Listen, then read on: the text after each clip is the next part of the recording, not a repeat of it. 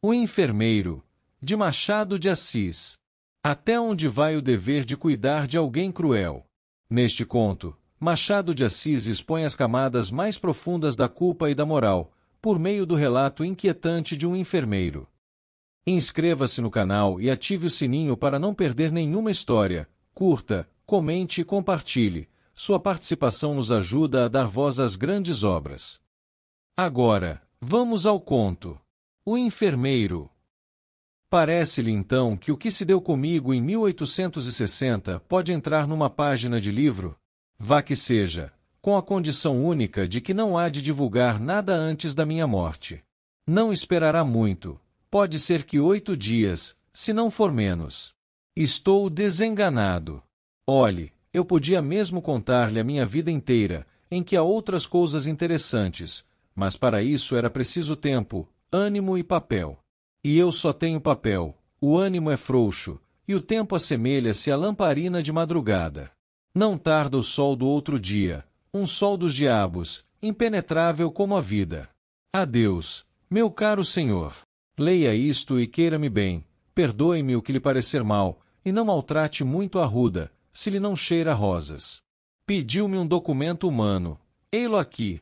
Não me peça também o império do grão-mogol, nem a fotografia dos macabeus. Peça, porém, os meus sapatos de defunto, e não os dou a ninguém mais. Já sabe que foi em 1860. No ano anterior, ali pelo mês de agosto, tendo eu 42 anos, fiz-me teólogo. Quero dizer, copiava os estudos de teologia de um padre de Niterói, antigo companheiro de colégio, que assim me dava, delicadamente, casa, cama e mesa. Naquele mês de agosto de 1859, recebeu ele uma carta de um vigário de certa vila do interior, perguntando se conhecia pessoa entendida, discreta e paciente, que quisesse ir servir de enfermeiro ao coronel Felisberto, mediante um bom ordenado. O padre falou-me, aceitei com ambas as mãos. Estava já enfarado de copiar citações latinas e fórmulas eclesiásticas. Vim à corte despedir-me de um irmão, e segui para a vila. Chegando à vila, tive más notícias do coronel. Era homem insuportável, estúrdio, exigente. Ninguém o aturava, nem os próprios amigos. Gastava mais enfermeiros que remédios, a 2 deles quebrou a cara. Respondi que não tinha medo de gente sã, menos ainda de doentes. E depois de entender-me com o vigário, que me confirmou as notícias recebidas e me recomendou mansidão e caridade, segui para a residência do coronel. Achei-o na varanda da casa, estirado numa cadeira, bufando muito. Não me recebeu mal. Começou por não dizer nada. Pôs em mim 2 olhos de gato que observa. Depois, uma espécie de riso maligno alumiou-lhe as feições, que eram duras. Afinal, disse-me que nenhum dos enfermeiros que tivera prestava para nada. Dormiam muito, eram respondões e andavam ao faro das escravas. 2 eram até gatunos. Você é gatuno? Não, senhor. Em seguida, perguntou-me pelo nome. Disse-lhe, e ele fez um gesto de espanto. Colombo. Não, senhor. Procópio José Gomes Valongo. Valongo. Achou que não era nome de gente e propôs chamar-me tão somente Procópio, ao que respondi que estaria pelo que fosse de seu agrado. Conto-lhe esta particularidade não só porque me parece pintá-lo bem, como porque a minha resposta deu de mim a melhor ideia ao coronel. Ele mesmo o declarou ao vigário, acrescentando que eu era o mais simpático dos enfermeiros que tivera. A verdade é que vivemos uma lua de mel de 7 dias. No 8º dia, entrei na vida dos meus predecessores, uma vida de cão, não dormir, não pensar em mais nada, recolher injúrias e, às vezes, rir delas com um ar de resignação e conformidade. Reparei que era um modo de lhe fazer corte. Tudo impertinências de moléstia e do temperamento. A moléstia era um rosário delas. Padecia de aneurisma, de reumatismo e de 3 ou 4 afecções menores. Tinha perto de 60 anos, e desde os 5, toda a gente lhe fazia vontade. Se fosse só rabugento, vá, mas ele era também mau. Deleitava-se com a dor e a humilhação dos outros. No fim de 3 meses, estava farto de o aturar, determinei vir embora, só esperei ocasião. Não tardou a ocasião. Um dia, como lhe não desse a tempo uma fomentação, pegou da bengala e atirou-me 2 ou 3 golpes. Não era preciso mais. Despedi-me imediatamente e fui aprontar a mala. Ele foi ter comigo ao quarto, pediu-me que ficasse, que não valia a pena zangar por uma rabugice de velho. Instou tanto que fiquei. Estou na dependura, Procópio. Não posso viver muito tempo. Estou aqui. Estou na cova. Você há de ir ao meu enterro, Procópio. Não o dispenso por nada. Há de ir. Há de rezar ao pé da minha sepultura. Se não for, eu voltarei de noite para lhe puxar as pernas. Você crê em almas de outro mundo, Procópio? Qual? O quê? E por que é que não há de crer, seu burro?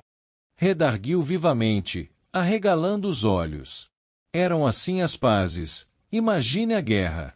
Coibiu-se das bengaladas, mas as injúrias ficaram as mesmas, se não piores. Eu, com o tempo, fui calejando e não dava mais por nada. Era burro, camelo, pedaço de asno, idiota, moleirão, era tudo. Nem ao menos, havia mais gente que recolhesse uma parte desses nomes. Não tinha parentes, tinha um sobrinho, que morreu tísico em fins de maio ou princípios de julho, em Minas. Os amigos iam por lá às vezes, aprová-lo, aplaudi-lo, e nada mais. 5, 10 minutos de visita. Restava eu. Era eu sozinho para um dicionário inteiro. Mais de uma vez resolvi sair, mas, instado pelo vigário, ia ficando. Não só as relações foram se tornando melindrosas, como eu estava ansioso por tornar à corte. Aos 42 anos, não é que havia de acostumar-me à reclusão constante, ao pé de um doente bravio, no interior. Para avaliar o meu isolamento, basta saber que eu nem lia os jornais, salvo alguma notícia mais importante, que levavam ao coronel, eu nada sabia do resto do mundo. Entendi, portanto, voltar para a corte na primeira ocasião, ainda que tivesse de brigar com o vigário. Bom é dizer, visto que faço uma confissão geral, que, nada gastando e tendo guardado integralmente os ordenados, estava ansioso por vir dissipá-los aqui. Era provável que a ocasião aparecesse. O coronel estava pior. Fez testamento, descompondo o tabelião quase tanto como a mim. O trato era mais duro, os breves lapsos de sossego e brandura faziam-se raros. Já por esse tempo, tinha eu perdido a escassa dose de piedade que me fazia esquecer os excessos do doente, trazia dentro de mim um fermento de ódio e aversão. No princípio de agosto, resolvi definitivamente sair. O vigário e o médico, aceitando as razões, pediram-me que ficasse algum tempo mais. Concedi-lhes 1 mês, no fim desse prazo, viria embora, qualquer que fosse o estado do doente. O vigário tratou de procurar-me substituto.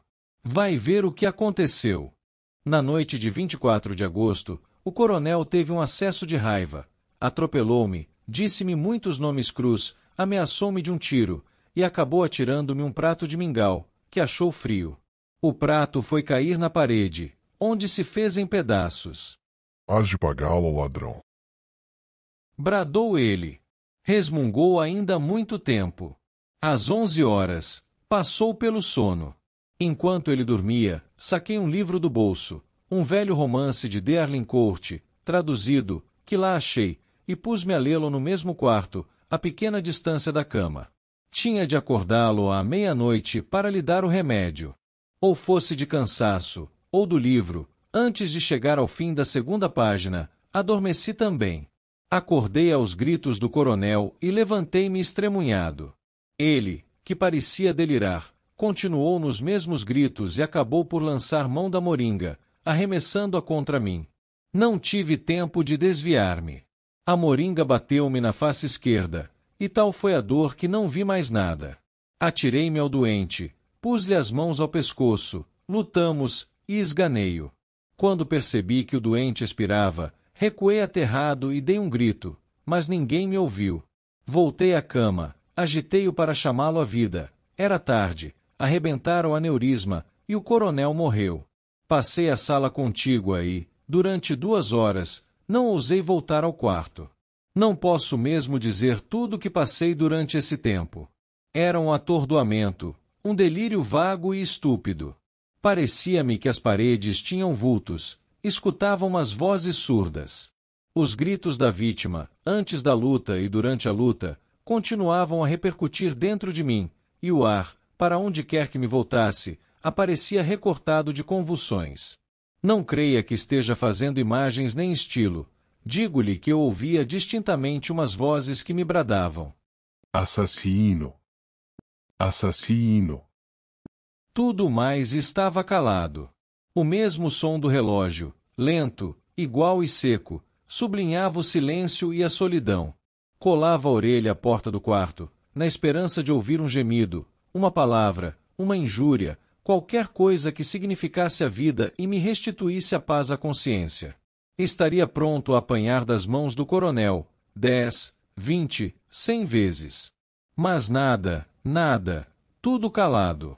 Voltava a andar à toa na sala, sentava-me, punha as mãos na cabeça, arrependia-me de ter vindo. Maldita a hora em que aceitei semelhante coisa! Exclamava. E descompunha o padre de Niterói, o médico, o vigário, os que me arranjaram um lugar e os que me pediram para ficar mais algum tempo. Agarrava-me à cumplicidade dos outros homens. Como o silêncio acabasse por aterrar-me, abri uma das janelas para escutar o som do vento, se ventasse. Não ventava. A noite ia tranquila. As estrelas fulguravam com a indiferença de pessoas que tiram um chapéu a um enterro que passa e continuam a falar de outra coisa. Encostei-me ali por algum tempo, fitando a noite, deixando-me ir a uma recapitulação da vida, a ver se descansava da dor presente. Só então posso dizer que pensei claramente no castigo. Achei-me com o crime às costas e vi a punição certa. Aqui, o temor complicou o remorso. Senti que os cabelos me ficavam de pé. Minutos depois, vi 3 ou 4 vultos de pessoas no terreiro, espiando com um ar de emboscada. Recuei, os vultos esvaíram-se no ar. Era uma alucinação. Antes do alvorecer, curei a contusão da face. Só então ousei voltar ao quarto. Recuei 2 vezes, mas era preciso, e entrei. Ainda assim, não cheguei logo à cama. Tremiam-me as pernas, o coração batia-me. Cheguei a pensar na fuga, mas era confessar o crime e, ao contrário, urgia fazer desaparecer os vestígios dele. Fui até a cama, vi o cadáver com os olhos arregalados e a boca aberta, como deixando passar a eterna palavra dos séculos. Caim, que fizeste de teu irmão? Vi no pescoço o sinal das minhas unhas, abotoei alto a camisa e cheguei ao queixo a ponta do lençol. Em seguida, chamei um escravo, disse-lhe que o coronel amanhecera morto, mandei recado ao vigário e ao médico. A primeira ideia foi retirar-me logo cedo, a pretexto de ver meu irmão doente, e, na verdade, receber a carta dele alguns dias antes, dizendo-me que se sentia mal. Mas adverti que a retirada imediata poderia fazer despertar suspeitas, e fiquei. Eu mesmo amortalhei o cadáver com auxílio de um preto velho e míope. Não saí da sala mortuária. Tinha medo de que descobrissem alguma coisa. Queria ver no rosto dos outros se desconfiavam, mas não ousava fitar ninguém. Tudo me dava impaciências. Os passos de ladrão com que entravam na sala, os cochichos, as cerimônias e as rezas do vigário. Vindo a hora, fechei o caixão com as mãos trêmulas, tão trêmulas que uma pessoa, que reparou nelas, disse a outra com piedade: Coitado do Procópio. Apesar do que padeceu, está muito sentido. Pareceu-me ironia. Estava ansioso por ver tudo acabado. Saímos à rua. A passagem da meia escuridão da casa para a claridade da rua deu-me grande abalo. Receei que fosse então impossível ocultar o crime. Meti os olhos no chão e fui andando. Quando tudo acabou, respirei. Estava em paz com os homens. Não estava com a consciência, e as primeiras noites foram naturalmente de desassossego e aflição. Não é preciso dizer que vim logo para o Rio de Janeiro, nem que vivia aqui aterrado, embora longe do crime. Não ria, falava pouco, mal comia, tinha alucinações, pesadelos. Deixa lá o outro que morreu, não é caso para tanta melancolia. Diziam-me. E eu aproveitava a ilusão, fazendo muitos elogios ao morto, chamando-lhe boa criatura, impertinente, é verdade, mas um coração de ouro. E elogiando, convencia-me também, ao menos por alguns instantes. Outro fenômeno interessante, e que talvez lhe possa aproveitar, é que, não sendo religioso, mandei dizer uma missa pelo eterno descanso do coronel, na Igreja do Sacramento. Não fiz convites, não disse nada a ninguém, fui ouvi-la sozinho e estive de joelhos todo o tempo, persignando-me a miúdo. Dobrei a espórtula do padre e distribuí esmolas à porta, tudo por intenção do finado. Não queria embair os homens, a prova é que fui só. Para completar este ponto, acrescentarei que nunca aludia ao coronel que não dissesse Deus lhe fale n'alma, e contava dele algumas anedotas alegres, rompantes e engraçadas. 7 dias depois de chegar ao Rio de Janeiro, recebi a carta do vigário, que lhe mostrei, dizendo-me que fora achado o testamento do coronel e que eu era o herdeiro universal. Imagine o meu pasmo. Pareceu-me que lia mal. Fui a meu irmão, fui aos amigos, todos leram a mesma coisa. Estava escrito, era eu o herdeiro universal do coronel. Cheguei a supor que fosse uma cilada, mas adverti logo que havia outros meios de capturar-me, se o crime estivesse descoberto. Demais, eu conhecia a probidade do vigário, que não se prestaria a ser instrumento. Reli a carta 5, 10, muitas vezes, lá estava a notícia. Quanto tinha ele? Perguntou-me meu irmão. Não sei, mas era rico. Realmente provou que era teu amigo? Era. Assim, por uma ironia da sorte, os bens do coronel vinham parar às minhas mãos. Cogitei em recusar a herança. Parecia-me odioso receber um vintém do tal espólio. Era pior do que fazer-me esbirro alugado. Pensei nisso 3 dias e esbarrava sempre na consideração de que a recusa podia fazer desconfiar alguma coisa. No fim dos 3 dias, assentei no meio termo, receberia a herança e dá-la-ia toda, aos bocados e às escondidas. Não era só escrúpulo, era também um modo de resgatar o crime por um ato de virtude. Pareceu-me que ficava assim de contas saldas. Preparei-me e segui para a vila. Em caminho, à proporção que me ia aproximando, recordava o triste sucesso.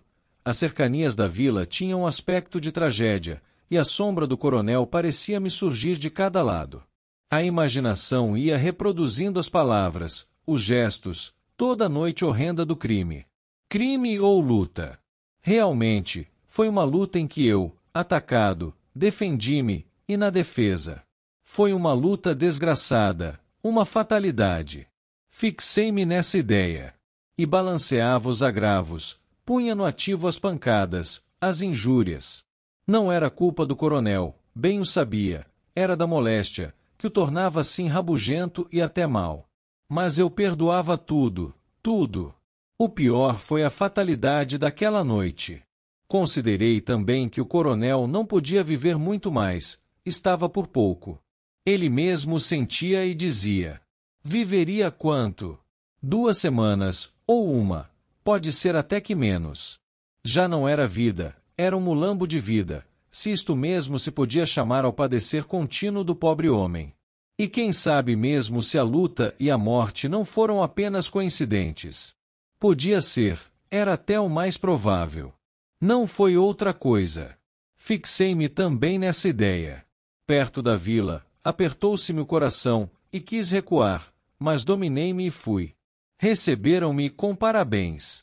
O vigário disse-me as disposições do testamento, os legados pios, e de caminho ia louvando a mansidão cristã e o zelo com que eu servira ao coronel, que, apesar de áspero e duro, soube ser grato. Sem dúvida, dizia eu, olhando para outra parte. Estava atordoado. Toda a gente me elogiava a dedicação e a paciência. As primeiras necessidades do inventário detiveram-me algum tempo na vila. Constituí advogado. As coisas correram placidamente. Durante esse tempo, falavam muitas vezes do coronel. Vinham contar-me coisas dele, mas sem a moderação do padre. Eu defendia-o, apontava algumas virtudes, era austero. Qual austero? Já morreu. Acabou? Mas era o diabo. E referiam-me casos duros, ações perversas, algumas extraordinárias. Quer que lhe diga? Eu, a princípio, ia ouvindo cheio de curiosidade. Depois, entrou-me no coração um singular prazer, que eu sinceramente buscava expelir. E defendia o coronel, explicava-o, atribuía alguma coisa às rivalidades locais. Confessava, sim, que era um pouco violento. Um pouco? Era uma cobra assanhada. Interrompia-me o barbeiro. E todos, o coletor, o boticário, o escrivão, todos diziam a mesma coisa. E vinham outras anedotas, vinha toda a vida do defunto. Os velhos lembravam-se das crueldades dele, em menino. E o prazer íntimo, calado, insidioso, crescia dentro de mim, espécie de tênia moral, que por mais que a arrancasse aos pedaços, recompunha-se logo e ia ficando. As obrigações do inventário distraíram-me, e por outro lado, a opinião da vila era tão contrária ao coronel, que a vista dos lugares foi perdendo para mim a feição tenebrosa que a princípio achei neles. Entrando na posse da herança, convertia em títulos e dinheiro. Eram então passados muitos meses, e a ideia de distribuí-la toda em esmolas e donativos pios não me dominou como da primeira vez, achei mesmo que era afetação. Restringe o plano primitivo, distribuí alguma coisa aos pobres, dei à matriz da vila uns paramentos novos, fiz uma esmola à Santa Casa da Misericórdia, etc., ao todo, 32 contos. Mandei também levantar um túmulo ao coronel, todo de mármore, obra de um napolitano que aqui esteve até 1866 e foi morrer, creio eu, no Paraguai. Os anos foram andando, a memória tornou-se cinzenta e desmaiada. Penso às vezes no coronel, mas sem os terrores dos primeiros dias. Todos os médicos a quem contei as moléstias dele foram acordes em que a morte era certa, e só se admiravam de ter resistido tanto tempo. Pode ser que eu, involuntariamente, exagerasse a descrição que então lhes fiz, mas a verdade é que ele devia morrer, ainda que não fosse aquela fatalidade. Adeus, meu caro senhor. Se achar que esses apontamentos valem alguma coisa, pague-me também com um túmulo de mármore, ao qual dará por epitáfio esta emenda que faço aqui ao divino sermão da montanha. Bem-aventurados os que possuem, porque eles serão consolados. Fim.